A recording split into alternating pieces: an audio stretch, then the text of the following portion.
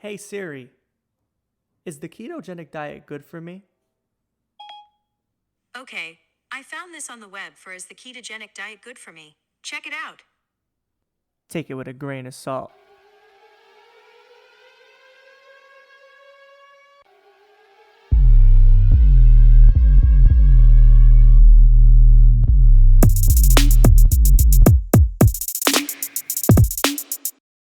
Everybody, welcome back to another episode of A Grain of Salt Nutrition with me, your host, Brandon Caraballosa. Today, I'm all excited to talk about weight loss. So, this is going to cover a lot of topics and hopefully it can shed some light into maybe what are some of the things that are holding you back, some of the misinformation that's out there, and what I really think are some key takeaways into successfully achieving weight loss and more specifically decreasing body fat. Because when we lose weight, the idea is to obviously lose fat and not muscle mass. So I hope you're excited to hear all about today's topic, and we're going to jump right into it. So just to get started, it's important to realize that the idea behind weight loss is simple, right? Now, I'm going to say this with some sort of caution. So the general equation is move more, eat less, right? And I think if we were to take out everything and get rid of all the nuances, this is typically what it takes to lose weight, right? A calorie deficit and probably achieved not just through diet, but also through physical activity. Now, there's a lot of nuances to that. And again, I say that that's a simple way of looking at it because we're going to get into detail and why other things influence this. But generally speaking, this is the goal that we're trying to achieve.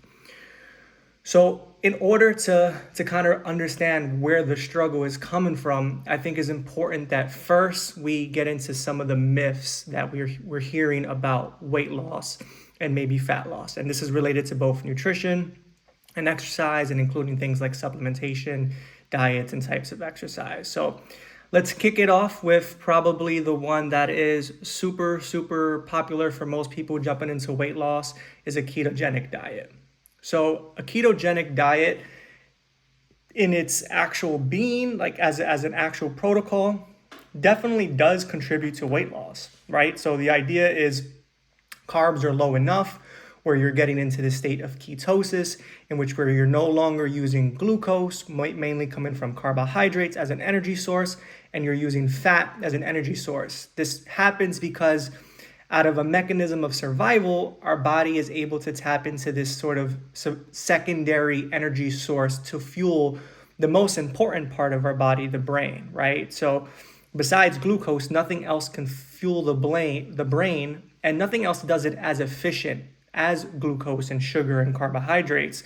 But if we're starving, and this is obviously rooted in our history as animals and not having Uber Eats, we weren't always in this caloric surplus, this carbohydrate surplus, so our body has this sort of natural mechanism of action where we can use the fat stores as an energy source. We break them down. Now, yes, that sounds like the most efficient way to burn fat. And to some degree, you can say that's true.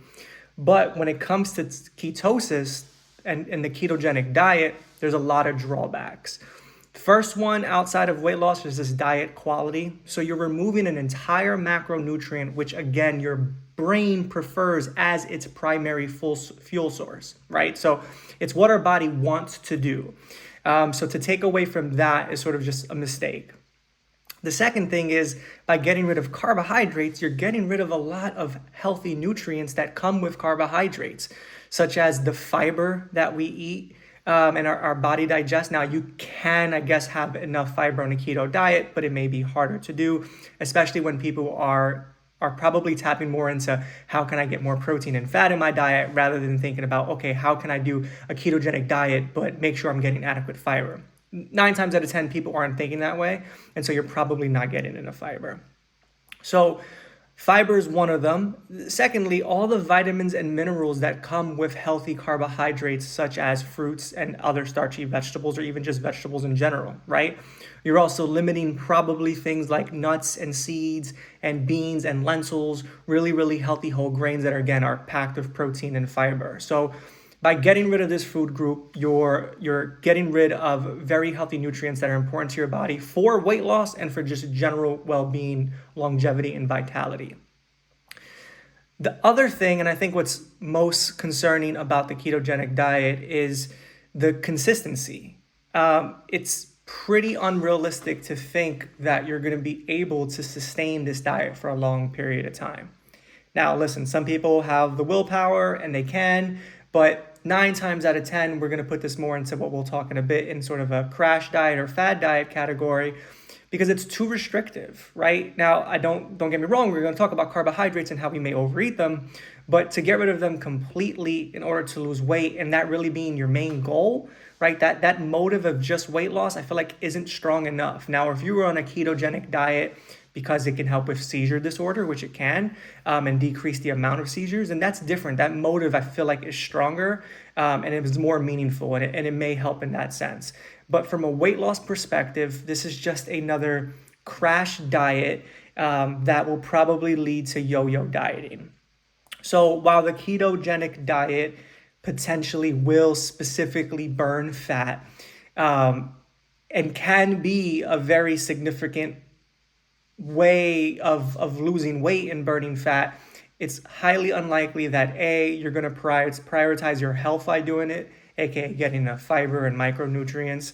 B, you're going to be able to do it consistent and really just for a long period of time, honestly. C, the motivation behind it is just not there. It's not appropriate, I think, for weight loss. And then really, I think at the end of it, most people are doing it wrong. So in order to get to a ketogenic diet, you probably need to be eating under 50, maybe even 40 or 30 grams of carbohydrates per day. Put that into perspective, that's a banana and a slice of bread, right? And that's it. You're at that 45 grams of carbohydrates right there, nothing else.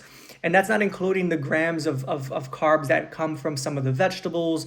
Let's say you're eating like avocado to get the fat in. Like that's going to have carbs and sugar as well. Nuts and seeds, that's going to have carbs and sugar as well. So if you're doing a ketogenic diet and you're not even ketosis, all you're doing is restricting your carbs and not getting the benefit of this fat burn. So you're also likely not doing it well. So for me, thumbs down on the ketogenic diet. It's not the appropriate way to lose weight. Which brings me just into other crash diets. So generally speaking, the problem we have with crash diets is similar to the ketogenic diet, where it's not something you can do consistently.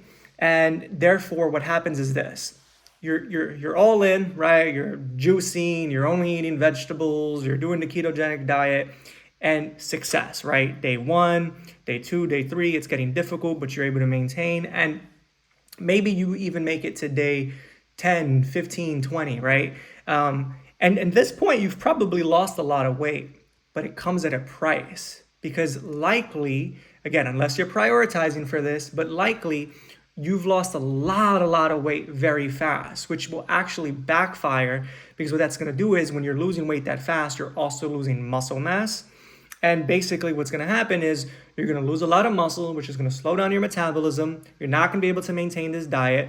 So you're going to come off of it. You haven't learned anything that's lifelong and something you can do consistently. And therefore, you've gained all the way back, except now you have less muscle mass. So we're going to talk about how specific exercise is very important in weight loss and how muscle mass plays a role. And this is why crash diets always fail, right? You just lose the weight, you gain it back, and you're technically in a worse off position than when you started. So that's sort of the myth number 2. We have ketogenic diet and crash diets, can kind of group them together. But again, this can be anything from like juicing to whatever you want to do, whatever fad you find. The next one to talk about is intermittent fasting. So intermittent fasting in of itself, to me, isn't necessarily a weight loss diet. You know, there's mixed reviews in terms of what intermittent fasting is good for. Some may say it can help with metabolism. Some may say with resistance training, it can help with strength. A lot of people quote mental clarity and focus. But really, what it comes down to from a weight loss perspective is discipline, restrictive timing, and a caloric like deplete, right? So basically, you're at a deficit. If you were to intermittent fast and that was the only thing you were doing, you weren't really accounting for calories, for exercise, you're not going to lose weight, right? It's sort of like my same thing with weight loss medications. You can take all the Ozempic and Wegovy you want, but if you're somehow getting a surplus of calories, you're not going to lose weight. So the mechanism itself isn't going to help you lose weight. Time restricted eating isn't going to help you lose weight. Now, if you tend to have a heavy breakfast or snack a lot at night, and now because of time restricted eating, you're not doing those things, then yeah, you're gonna lose weight, but that's because you've taken out calories. So this just comes from a caloric deficit standpoint, not from an intermittent fasting. So really the idea is, can we get rid of those excess calories even in the same amount of window? I do like intermittent fasting for gut health, again, maybe cognitive function, but it's not the reason why you're gonna lose weight. So kind of put it in between category. It could be something to try, but again, you have to know you and why it's going to work for you. I think one that we can kind of gloss over quickly is a low fat diet. I know this isn't really much of a thing anymore, but fat doesn't equate to fat, right? Fat is technically more calorically dense, which means a small amount of fat will have a larger amount of calories. And therefore, if you're not watching your portions of fat, then yeah, you're going to get a lot of calories, which will then in turn to that caloric surplus lead to weight gain. But the fat itself is not causing a direct accumulation in fat. So, and in fact, you can even make the argument that like healthy fats like avocado and olive oil, nuts and seeds, fatty fish and tuna and salmon are so metabolically and cardiovascularly healthy that they're going to decrease inflammation and aid in weight loss because of the increased diet quality, which is a big topic to talk about coming up. So a low fat diet, the only way there's any sort of evidence in which this will help is because you're decreasing caloric intake again. I've mentioned this a bunch of times, and so I want to stop with the sort of, fads or the myths and just talk to this one concept, which is an isocaloric diet. So if you were to take 3 or 4 different diets and the mechanism of what the weight loss was, whether it was a low carb diet, a low fat diet, a low protein diet, or a high protein diet, doesn't matter. But they were all calorically equal and at a deficit. Evidence shows that all of these diets are going to equate to weight loss, right? So it's not really a matter of the macronutrient, the protein, the carb, or the fat, although they all do play specific roles.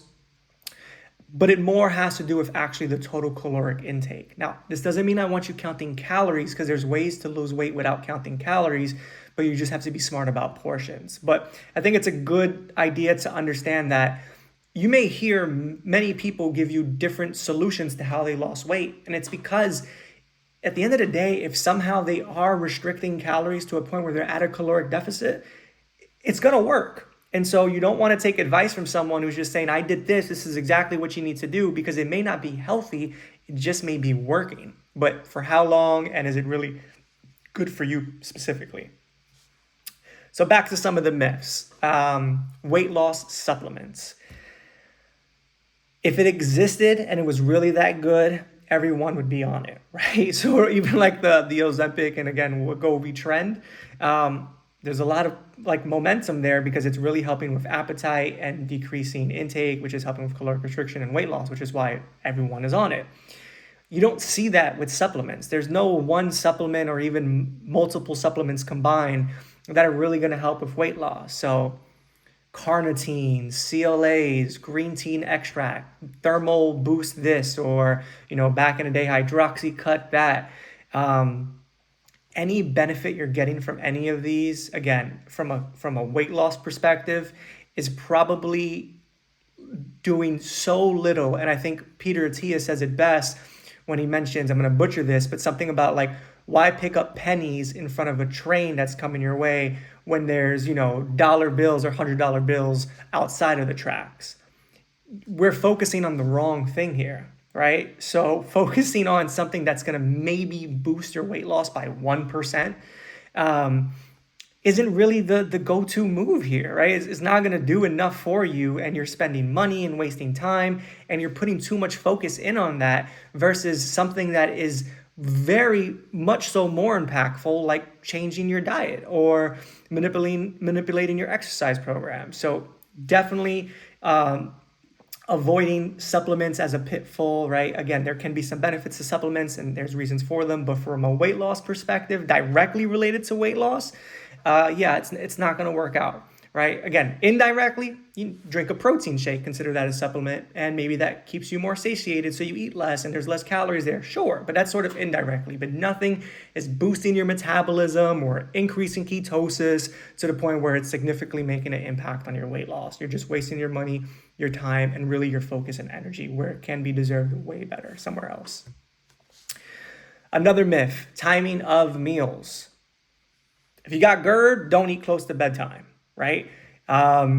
If you have low energy in the morning and you need a breakfast, have it. If you like to have a bigger meal at night, go for it, right? Our body's not really functioning on this sort of breakfast, lunch, and dinner clock that we are on.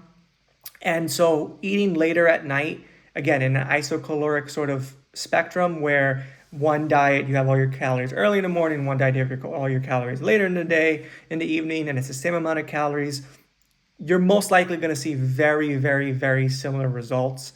Now, you can make an argument for things like circadian rhythm and is this the healthiest approach. I'm not advocating for saving all your calories at night, but the idea that avoiding calories at night is what's stopping you from weight loss is just not true. So the best sort of way to think about this is what works best for you, right? And so if you're someone who likes a bigger meal at night or a bigger meal at breakfast and that works for you and it's going to keep you consistently eating healthy foods and appropriate portions, just go for it. But restricting the nighttime eating, it's nonsensical. Whereas similar to that is small frequent meals and boosting your metabolism. I know you've heard this one before. If you eat every 2 or 3 hours, it keeps your metabolism ramped up. Nonsense. There's really no evidence to support this. Again, our body's not working in a way where it's calculating every meal specifically. We eat stuff and our body has pulls inside of us that is taking it out and using it at appropriate times. And so there can be something about blood sugar balance and regulation here, of course, I don't want to put that past that. But in terms of increasing your metabolism, this is just not true. Your metabolism is your metabolism, and maybe under eating is going to decrease your metabolism, but frequent eating is not going to increase your metabolism. And even if you find any data that it does, we're talking about insignificant amounts. So out with that. I have a couple more nutrition, and then I want to talk about some of the exercise stuff. So detox. Our body is really good at detoxing, right? And if you're eating a quality diet, you are detoxing all the time. Even if you're eating a shitty diet, you are detoxing all the time. And so if you go on a detox cleanse, like kind of similar to a fad diet, you're going to see some weight loss because likely it's low calories, it's super clean, it's high protein, it's mostly liquids. Yeah, off the bat, first 5-10 days, you're going to lose a lot of weight, but a lot of this is water weight and some of it's even muscle, not a lot of it is fat. So if you need that motivation, right, with any of these fad diets or a detox to sort of see the scale go down and that's going to sort of convince you to get the ball rolling, sure, fine, do it. But from a health standpoint, I really don't see the benefit of it, to do this as a diet for weight loss. Maybe as a health measure every now and then, something about restrictive eating, in small windows, like intermittent fasting or a detox can be beneficial in different ways. But from a weight loss perspective, nothing consistent here. And then, the last sort of topic on weight loss is going against what I said initially, which is weight loss is just about eat less and move more. It is, but we have to take into consideration genetics, hormones, medical history, your availability to exercise. All these things really do matter. And so while I'm making a very general statement of eat less, move more, which is generally the idea behind weight loss. It's not necessarily the specifics in an individual plan. There's a lot of nuances that we do pay attention to, that is catered to you specifically, that's very important. So we want to pay attention to other factors, again, from a medical history standpoint, but even from a lifestyle standpoint that we'll discuss later on. So now we move on to sort of the exercise myths of weight loss. And I think the first one to tackle is fasted cardio. We'll talk about cardio in general, but fasted cardio does nothing for you, right? I mean, if you want to walk or run fasted, sure. But this idea of fasted is what? You slept? Do you believe that the food you ate yesterday is fully out of your system by tomorrow morning? And I hope you don't. But even if you do, and let's say even that was partly true, the calories that are still in your body in sugar exist elsewhere. For example, the reason why you need carbohydrates is because your muscle stores carbohydrates. And so when you're doing fasted cardio, you're not tapping into fat loss first. You're tapping into muscle glycogen depletion, which, if anything, is going to be having a negative impact on your muscle synthesis, muscle growth, and you may even see some muscle loss and atrophy because of this. So the idea of fasted cardio being this like mechanism of burning fat specifically, not true. Now, cardio in general as well, you'll hear a lot of like this zone 1, zone 2 training for fat loss. The idea, and I think we talked about this last episode, is if you're going to do cardio and you keep your heart rate at a lower level, you're tapping into more fat metabolism than you are sugar metabolism for energy, which is true.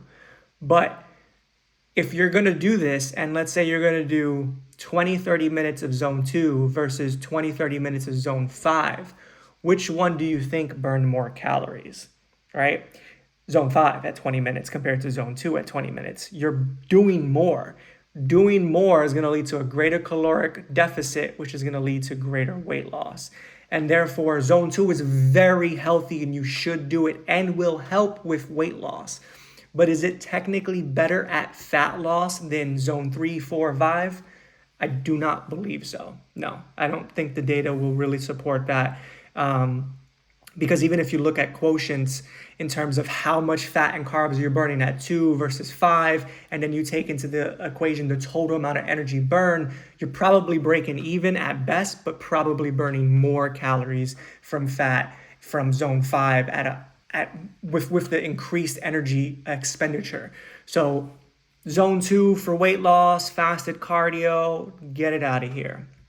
And the last thing from an exercise standpoint that I'd consider a myth is like this idea of sweat being an indicator of exertion and being an indicator of weight loss. This also is not true. I mean, think about your environment alone can dictate how much you're sweating. Some people just sweat a lot and will sweat peeling an orange. Some people won't sweat at all, and they can run in a sauna suit at 180 degrees on a treadmill for 30 minutes and they barely break a sweat. This doesn't mean you're better or worse at losing weight. This just has a lot to do with maybe your detox pathways or just your genetics in general, but not really an indicator of effort, especially in terms of fat loss and weight loss. So really, if you're kind of glued into any of these, or you're really feeling strong about any of these, and you think it's helping you, I mean, again, I want to, take everything with a grain of salt and say, okay, potentially, and if it works for you, sure, but let's make sure we're doing it right and you have that full knowledge base. But I will categorize these mostly under the myths category. Which brings me to what is effective weight loss? What is effective fat loss? So again, let's go back to the general concept of move more, eat less. But let's plug into some other things there. Number one, consistency. The best diet or exercise is the one that you do, right? And so if you're not able to do this consistently, it's not going to work. And so finding something that's not too restrictive, not too hard, but is bringing you above your baseline of where you're at now is really important. So weight loss is a slow progress. You didn't gain weight overnight. You're not going to lose it overnight. It's going to take time. It's going to take time to see changes in your body composition. And that's only going to happen too if you're effectively working out. So don't expect fast results. In fact, you don't even want fast results because it's probably coming at a cost of muscle loss. So consistency is key. Find what works for you that is also healthy, that you can maintain not just for weight loss, but for the rest of your life, right? So a healthy diet is going to help you achieve your goal weight, but it's also going to help you maintain your goal weight. Subtle changes may happen. I hope the exercise stays the same, but maybe at weight maintenance, there's an extra 300, 400, 500 calories you can consume. But generally speaking, I hope the diet that you choose to get you there is the diet that you choose to keep you there, with just a small increase in calories. So consistency is very important. Now, how do we choose the appropriate diet that we can be consistent on? The first thing is aiming for diet quality, right? So yes, choose foods that you like, but hopefully we can hone in on really, really healthy foods. So we're talking about non-processed foods, avoiding simple sugars, avoiding fried foods, unhealthy fats, right? Honing in on fruits and vegetables, whole grains like sweet potatoes and lentils and beans and quinoa and oatmeal, right? Healthy fats like nuts and seeds and olive oil and avocado, lean protein like chicken, turkey, fish, and eggs, red meat, quality red meat. This is the most important because, again, it doesn't restrict any food group outside of maybe junk food, which we should all sort of limit. Don't get me wrong, have your fun, but we should be avoiding junk food and processed foods and fried foods as much as we can. But diet quality means you're getting enough fiber, which means your gut is healthy. When your gut is healthy, your mood is better, your energy levels are better, your hormones are balanced better, right? Gut is a really, really big important part of weight loss. When you're getting the diet quality, you're getting all the macro and micronutrients that you need that are important in energy metabolism, in, again, hormonal balance and blood sugar balance, cardiovascular health, things that are going to keep you healthy for the long run, things that will make an impact day to day in terms of your mood and cognitive function and energy for the gym. So a healthy diet is the best diet, right, for a weight loss. Now we're just going to manipulate a couple of things. One of those things, besides, again, the quality, will be the caloric deficit and ideally honing into certain topics when it comes to macronutrients. So you want to make sure you're getting adequate protein, because if you're not getting enough protein and you're not exercising, but let's just leave it at protein for now, your body is going to prioritize muscle loss instead of fat loss. So you want to make sure you're getting enough protein to make sure that you're maintaining and or even building muscle while losing weight. And therefore, all of your meals should have a protein source. All of your snacks should have a protein source. We can get into the nitty gritties of what this actually means, but at least 1 gram per kilogram of body weight, maybe as much as 2 grams per kilogram of body weight in terms of protein per day to help preserve your muscle mass and help with satiety. Protein really keeps you full, and therefore, if you're having more protein, you're going to be able to eat less to some degree. Carbohydrates are not evil. They are necessary. But we've allowed some unnecessary evils in our life in the shape of simple carbohydrates and big portions of carbohydrates, right? So automatically our body is sort of, we're modern day humans, but our body is functioning like 1,000, 10,000, 100,000 years ago, whatever. And what that means is whenever we can conserve energy, we're going to, because for majority of the human species, we have never really been in a caloric surplus. We've had to scavenger for food. There wasn't a lot of food available, right? You were hunting, you were walking, you were going days without eating. And therefore, our body's really good at conserving energy. What we can do with carbohydrates very easily is turn surplus carbohydrates into fat. That's how we gain fat, really, right? Everything we actually do ends up turning into sugar, which ends up turning into fat, whatever we consume, including protein in excess. So what's important about this is carbohydrates are needed to fuel your brain. Carbohydrates are needed as a macronutrient, as our major source of energy.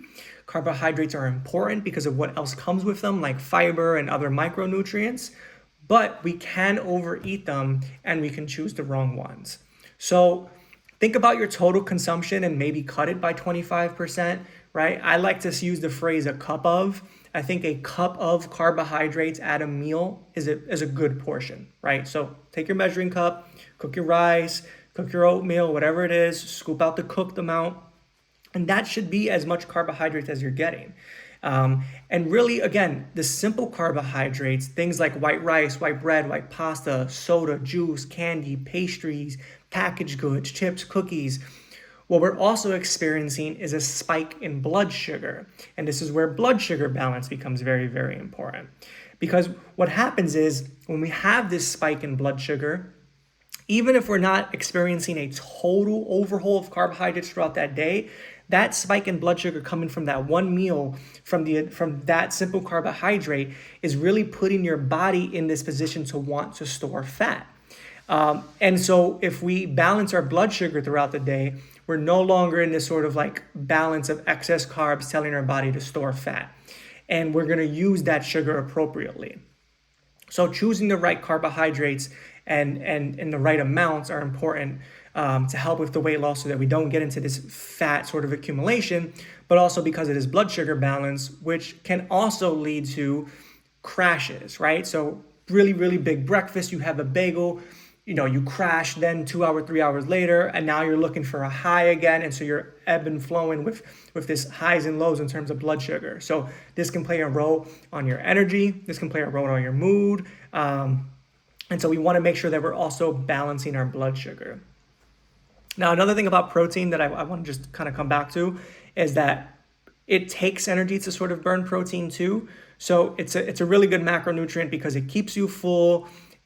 You would have to eat a lot of it for it to turn to sugar to turn to fat. And we actually use some energy to consume it and to digest it. So there is a level of energy burnt just to eat protein, which is nice.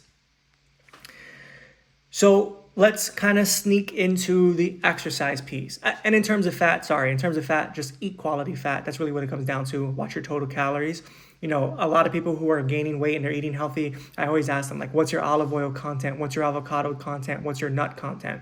Because if you need a 250 or 500 calorie deficit and you're maintaining your weight, but you're having a cup of nuts every day, that's 1,000 calories. Cut that cup of nuts in half to 500 and all of a sudden you're losing weight. So fat, again, we stick to quality because it's good for our body, but we have to be mindful of our portions because of the total calorie content.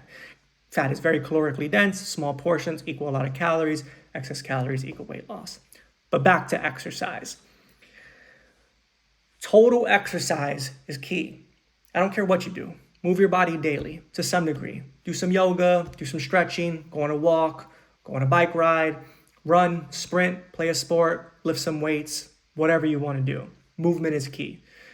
A diet alone, it may be hard for a lot of people to lose weight with a diet alone because let's consider a 50-year-old woman, not so tall, her metabolism may only be burning 1,400 calories per day, maybe less, 1,300, maybe a little bit more, 1,500, 1,600. But if you think about what that is in terms of a diet, 1,200, 1,300, 1,400, 1,500 calories, we can eat that very quickly. And so if we're only relying on that, we may just be at this balance or maybe gaining weight even though we're eating healthy, right? Because we're still hungry. We're not getting enough volume. So you'll need the excess calories burnt via exercise to help you with that deficit for a lot of people. So exercise is just important for that deficit. Now, when it comes to cardio versus resistance training, cardio falls into the category of just do it. You're going to burn a lot of calories. But resistance training for me is really, really key because of everything I said before about metabolism and muscle loss. For me, the trifecta for weight loss is watch your carbs, increase your protein, hypertrophy train, build muscle, resistance train. If we protect our muscle mass and we sort of probe our muscles to say grow via resistance training, and we're giving it protein, our body is then not going to turn to muscle as a source of energy. It will turn to fat. It's going to help you maintain your muscle mass, which is important because just like the yo-yo dieters who've lost weight fast, lost a lot of muscle, gained the weight back with less muscle, your metabolism is shot. As we lose weight, if we're losing muscle mass, it's inevitably going to get harder and harder and harder to lose weight, which is why a lot of us will hit plateaus even if we're not yo-yo dieting. It's because we're not preserving our lean body mass. And therefore, we want to make sure that we're resistance training minimum 2 days a week. I like 3, 4, and even more. Tapping into that is really going to protect your muscle, which is going to protect your metabolism, which is going to prioritize fat loss. Which brings me to sort of one of the final points is slow and steady, right? That's a part of the muscle loss. We don't want to do this fast crash course diet, getting ready for summer in 2 weeks, trying to lose 30 pounds. You'll look good for a day, maybe. You'll feel like crap, probably. And you're going to gain it all back and be in a worse position. So this progress is not going to happen in a week. It might not happen in a month. It might not happen in 6 months. It might take a year. And honestly, it's a lifelong thing to really tap into. So I know you may have specific goals, especially if the weight loss is a larger amount. But really take pride in the progress. Find something that works for you to be consistent with because it is a long journey. Last thing to talk about is just the lifestyle in general. So there's other components that I had mentioned earlier that are important for weight loss. I won't get into the specifics of a medical condition. We can talk about things like thyroid, PCOS, low testosterone. All these things can really affect your rate of weight loss and just genetics in general, right?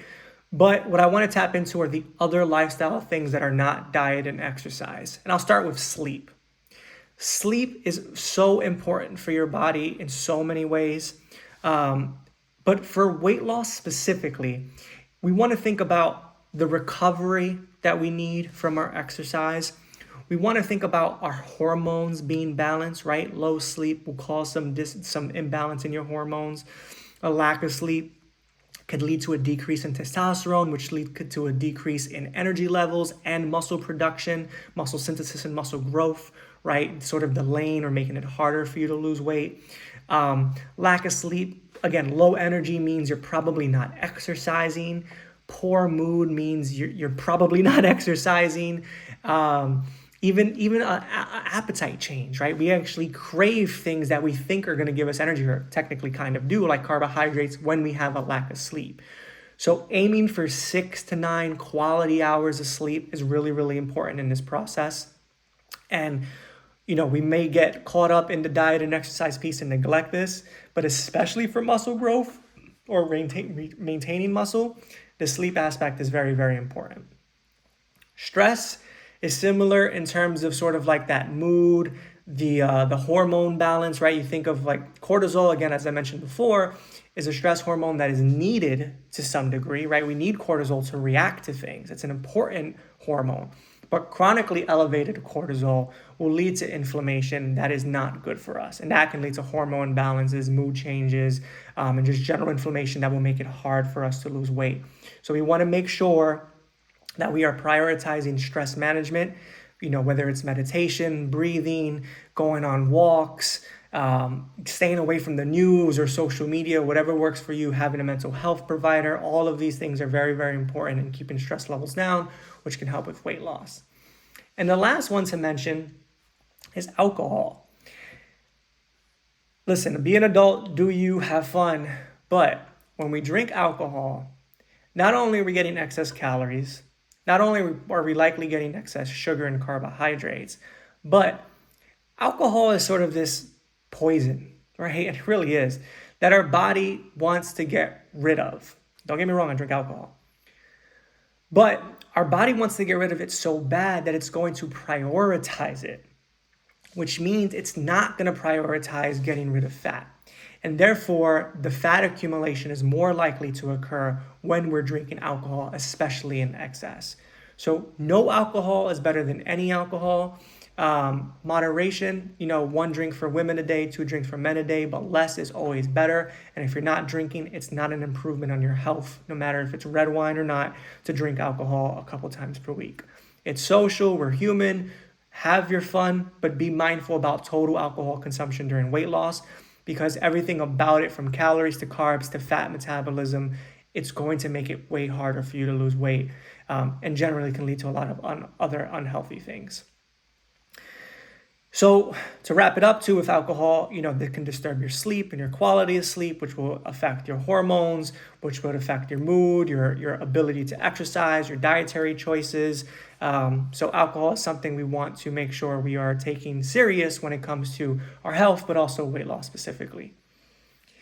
That's it, right? So I started off by saying it's simple, because the general equation is simple. Move more, eat less. But there's a lot of nuance to that, and there's a lot of misinformation out there. So hopefully this brings some clarity.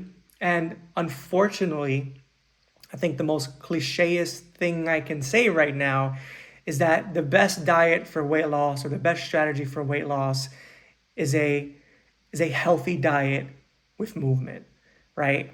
Yes, listen to this and write down all the specifics about getting enough protein, having moderate portions of healthy carbs, increasing resistance training, right? All of these are super, super important in making weight loss a priority, in terms of your body making it a priority, and will help and aid in specifically burning fat. But think about what you're doing right now and ask yourself, can I move more? Can I lift more weights? Can I eat a little less potentially? Can I focus in on my quality? And can I increase my protein and maybe decrease things that are like simple carbohydrates, things that are alcohol, right? These inflammatory, kind of not so good for us foods and drinks that we have in our diet? And can I prioritize sleep and stress? If you can make some healthy adjustments in these categories, you will no longer fall into the falling into the myth category, but you'll be an efficient weight loss, specifically fat loss person. And you're going to be one of the best losers I've ever met. So I hope this helps, and I'm looking forward to help you guys. Thank you for joining another episode of A Grain of Salt Nutrition. Looking forward to doing another one soon.